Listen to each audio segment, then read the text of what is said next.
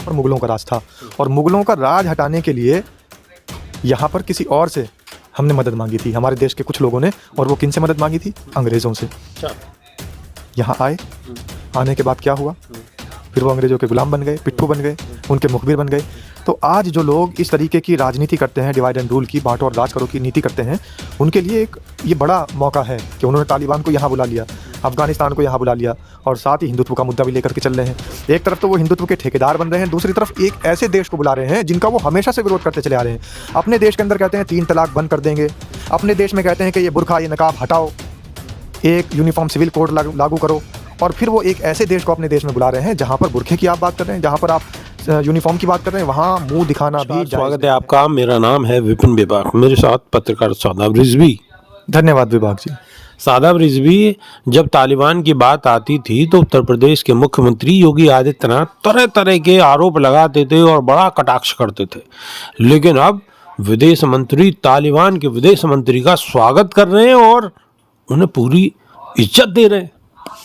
देखिए, ये बात समझने के लिए हमें अतीत में जाना पड़ेगा, बहुत पीछे जाना पड़ेगा जीवन में, और उस समय पर जाकर रुकना होगा जब यहाँ पर मुगलों का राज था। और मुगलों का राज हटाने के लिए यहाँ पर किसी और से हमने मदद मांगी थी, हमारे देश के कुछ लोगों ने। और वो किन से मदद मांगी थी? अंग्रेज़ों से। यहाँ आए, आने के बाद क्या हुआ? फिर वो अंग्रेज़ों के गुलाम बन गए, पिट्ठू बन गए, उनके मुखबिर बन गए।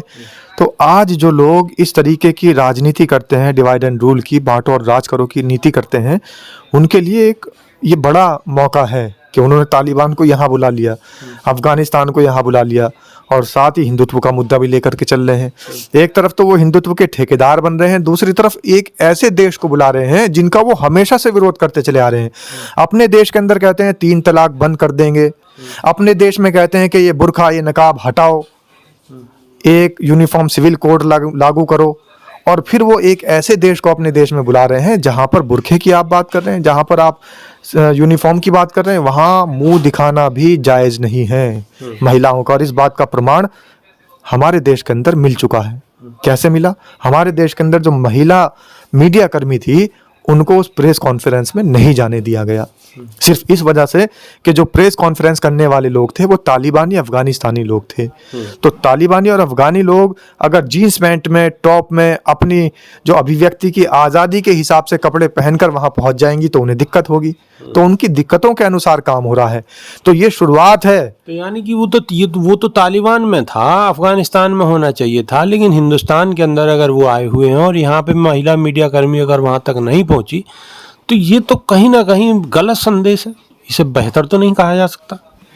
हमारे यहाँ एक मुहावरा प्रचलित है कि भैया तालिबानी फरमान नहीं चलेगा, ये तालिबानी फरमान हटाओ, ये कोई तो तालिबानी फरमान ही चला ना। हमारे यहाँ तालिबानी फरमान चल गया और अभी तो सिर्फ झलक है, अभी तो सिर्फ वो एक बार मात्र आए हैं। और साथ ही उन्होंने सबसे बड़ी बात क्या कही कि देवबंद जाएंगे। उन्होंने अपने आप ही ये भी साफ कर दिया कि देवबंद जाने का क्या मतलब, गलत मत समझना। देवबंद में लोग नमाज पढ़ते हैं, नमाज पढ़ी जाती है और नमाज पढ़ना गलत नहीं है। हमारे देश में नमाज पढ़ने वालों की तो लात मारी जाती है। सड़क पे अगर कोई पूजा पाठ कर ले अपना, तो मुस्लिम, हिंदू पूजा पाठ या वो नहीं, जब मुस्लिम नमाज पढ़ ले तो उनको लात बरसाई जाती है, डंडे बरसाए जाते हैं। नीति क्यों है? एक तरफ तो नमाज के लिए भी दिक्कत है, रोड पे अगर नवाजी आ जाए तो बहुत बड़ी दिक्कत है, अगर नवाजी जहाज में आ जाए बहुत बड़ी दिक्कत है, अगर नवाजी बस अड्डे पे आ जाए तो बहुत बड़ी दिक्कत है, अगर नवाजी कहीं सड़क पे भी बैठ के एकांत किसी कोने में नमाज के लिए बैठ जाए तो लोग वीडियो बनाकर वायरल कर देते हैं और फिर प्रशासन उस पर सख्ती करता है, मुकदमे हो जाते हैं। यही तो सब बदलने वाला है। अभी तालिबान की, अफगानियों की यहाँ एंट्री हुई है। अब तालिबानी अफगानियों की एंट्री होने के बाद हमारे देश की महिला मीडिया कर्मियों को तो रोक दिया गया। आने वाले समय में यह होगा कि तालिबानी अफगानी जब ज़्यादातर यहाँ आया जाया करेंगे तो यहाँ पर सड़कों पर जो महिलाएं घूम रही होंगी जीन्स में, पैंट में, अपने जो उनके खुद के कपड़े हैं जो उन्होंने अपनी मर्जी से पहन रखे हैं, उनमें घूम रही होगी, उन पोशाक में घूम रही होगी, तो ऑब्जेक्शन होगा। और ऑब्जेक्शन होगा तो उनको हटाया जाएगा। अब तो हमें थंबनेल में भी लिखना पड़ेगा कि भारत में तालिबानी फरमान लागू। बिल्कुल लागू हो चुका है।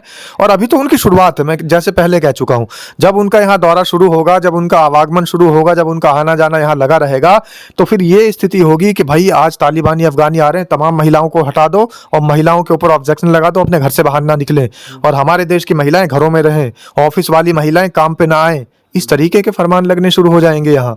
तो ये देश किस ओर जा रहा है। हम बात कर रहे थे कि दूसरे देशों पर अपना प्रभाव डालेंगे, हमें तो लग रहा है कि तालिबान अफगानिस्तान जैसे देश हमारे देश पर प्रभाव डाल रहे हैं, छोटे छोटे देशों पर प्रभाव। आखिर ये ऐसा है क्यों? ऐसा सरकार क्यों कर रही है? ये सब दबाव है, ये सरकार बौखला चुकी है, ये सरकार की बौखलाहट है। जिन देशों को कभी इंदिरा सरकार ने या कांग्रेस सरकार ने या गैर भाजपाई सरकार ने, गैर एनडीए सरकार ने कभी फटकने नहीं दिया, भटकने नहीं दिया, जिनकी औकात नहीं समझी, आज वो देश हमारे जो है शाही मेहमान बन रहे हैं। और शाही मेहमान बनने के बाद अपने तालिबानी फरमान यहाँ पर लागू कर रहे हैं। लागू करने वाले कौन है? 56 इंच निडर, निसाहसी, डंकावीर, विश्वगुरु बनाने वाले देश को माननीय नरेंद्र दामोदर दास मोदी।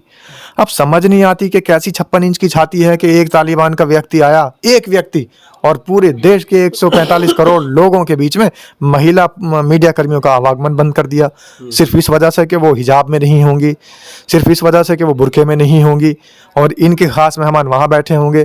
जयशंकर ऐसे नजर आ रहे हैं उनके सामने जैसे हमारे देश से कोई चपरासी गया हो और वो किसी मुल्क के बहुत बड़े बादशाह हों, जिल्ले इलाही हों। इस तरीके से जयशंकर उनके सामने खड़े हैं। एक हमारे देश की पुरानी सरकार को आप याद करिए कि ये तालिबानी, अफगानी, पाकिस्तानी, बांग्लादेश, इनकी कोई औकात नहीं होती थी। यानी कि पूरे 11 साल के अंदर अगर कहीं किसी से मैत्री संबंध मजबूत किए जा रहे हैं तो वो तालिबान से मजबूत किए जा रहे हैं। बहुत बड़ा एक तबका हमारे देश का पृथ्वीराज चौहान को मानता है और पृथ्वीराज चौहान के मानने वाले अगर उनका खून ना खोला तो उनका खून नहीं पानी है। मैं तो ये कहूँगा पृथ्वीराज चौहान को यहाँ से बांध कर पैरों से अपने घोड़े के पीछे उनको घसीटते हुए हिंदुस्तान से काबुल ले जाने वाले व्यक्ति आज हमारे देश में आ रहे हैं और उनका भव्य स्वागत किया जा रहा है। तो ये पृथ्वीराज चौहान के मानने वालों पर एक बहुत बड़ा कलंक है। और पृथ्वीराज चौहान के मानने वाले लेकिन नजर नहीं आ रहे, विरोध करते नहीं दिख रहे। अभी कोई पिक्चर रिलीज हो जाए पद्मावत या कोई सी तो बहुत सारी सेना भी बन जाती हैं, उनके वंशज, उनके सब तमाम समर्थक पैदा हो जाते हैं और पिक्चर हॉल जला देते हैं। जहाज का किडनैप भी तो तालिबान ने किया था, कंधार में ही हुआ था। कंधार हाईजैक की तो बात है ही। कंधार हाईजैक से पहले जो बहुत सारे लोगों की आस्था से जुड़ा मामला है, पृथ्वीराज चौहान, वो क्षत्रिय समाज, वो कर्णी सेना, वो पृथ्वीराज चौहान के वंशज, वो पृथ्वीराज दासों पढ़ने वाले पाठक बिल्कुल नदारद कहीं नजर ही नहीं आ रहे हैं। अच्छा सादा ब्रिज भी एक बात हो रही है कि योगी आदित्यनाथ का बयान तालिबान पे जो उन्होंने कई बार बयान दिया है, वो बयान जो है इस वक्त सोशल मीडिया पर बहुत ज्यादा वायरल है। देखिए, तालिबान को बुला रहे हैं प्रधानमंत्री नरेंद्र मोदी और एस जयशंकर, उनका विरोध कर रहे हैं योगी आदित्यनाथ। तो भाई ये समझ में नहीं आता कि ये भारतीय जनता पार्टी है, भारतीय टुकड़ा पार्टी है। इनके अंदर आपस में ही इतने मतभेद हैं। एक आदमी बुला रहा है, दूसरा आदमी खदेड़ रहा है। एक आदमी जो है वो कतर के जो ओमान के राष्ट्रीय अध्यक्ष आते हैं उनको गले लगा रहा है, दूसरा आदमी मुल्लों को टाइट करने की बात कर रहा है। एक आदमी सऊदी में जा रहा है, कुवैत में जा रहा है, कतर में जा रहा है, तो दूसरा ये कह रहा है कि इनकी डेंटिंग पेंटिंग कर देंगे। अरे भैया, पहले तुम अपनी डेंटिंग पेंटिंग कर लो, पहले तुम अपने आप को सुधार लो, अपनी पार्टी का डैमेज कंट्रोल कर लो। उसके अंदर जो दरारें पड़ गई हैं उसके अंदर कोई अच्छी सी पुट्टी भर लो। मुसलमानों को भरने की, मुसलमानों को टाइट करने की, उनकी डेंटिंग पेंटिंग करने की आवश्यकता नहीं है। वो पहले से ही डेंट पेंट है। और देखिए डेंट पेंट का सबूत कि एक तालिबानी, एक अफगानी मुल्ला आता है देश के अंदर और अपना तालिबानी फरमान चला के चला जाता है। और देश के तमाम ऐसे लोग जो पृथ्वीराज चौहान के मानने वाले हैं, वो पृथ्वीराज चौहान के हथियारों का इस्तकबाल करता नजर आता है। पृथ्वीराज चौहान के हत्यारों का इस्तकबाल करता नजर आता है। आपको पत्रकार महोदय की बात कैसी लगी? अगर अच्छी लगी तो कमेंट के माध्यम से आप अपनी राय अवश्य रखिएगा। अभी के लिए सिर्फ इतना ही। बहुत बहुत शुक्रिया सादा। धन्यवाद विभाग जी। नमस्कार।